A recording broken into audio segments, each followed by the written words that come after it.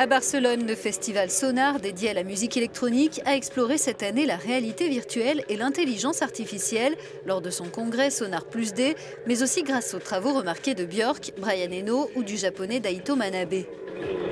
Temps fort de cette édition 2017 qui a réuni 140 artistes et attiré 123 000 spectateurs du monde entier.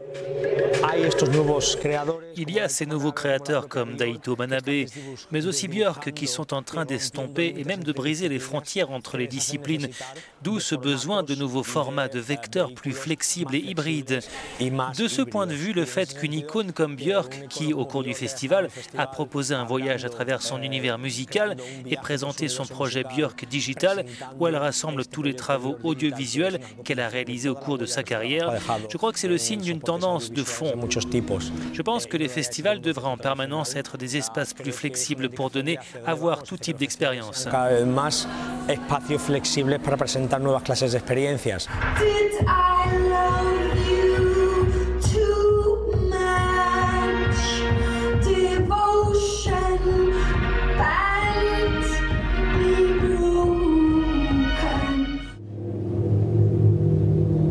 Musicien et producteur légendaire, Brian Eno présente lui ses installations audiovisuelles au sein de l'espace d'exposition Santa Monica.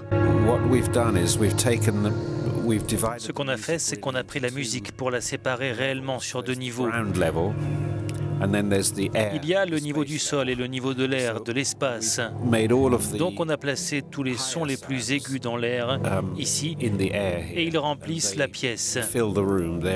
Il y a 12 canaux pour ces sons, et c'est l'un d'entre eux que vous entendez en ce moment. Ces petites gouttes d'eau qui tombent. Mon projet Reflection prend deux formes. Celle d'un album que vous pouvez obtenir en CD, vinyle ou téléchargement. Et ça, bien sûr, c'est quelque chose qui est terminé. Mais j'ai aussi réalisé une application à partir de ce projet, et c'est sa version infinie. L'application crée la musique pendant que vous l'écoutez. Et bien sûr, le morceau est sans cesse différent. Il est infini.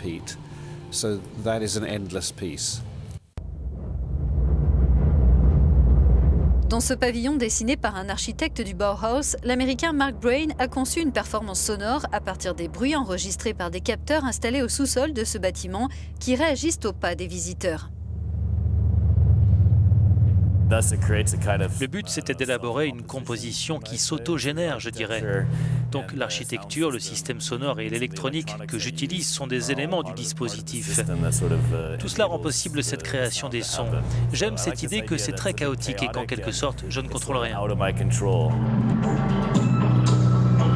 Autre œuvre qui mêle audiovisuel et musique électronique, cette tente à 360 degrés accueille Quadrivium, une invitation à se plonger dans un univers futuriste et hypnotique.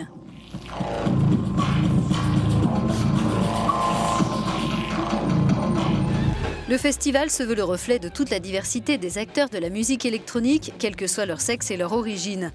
Les femmes étaient plus nombreuses lors de cette édition, à noter la prestation de la chanteuse américaine de R&B, Dawn.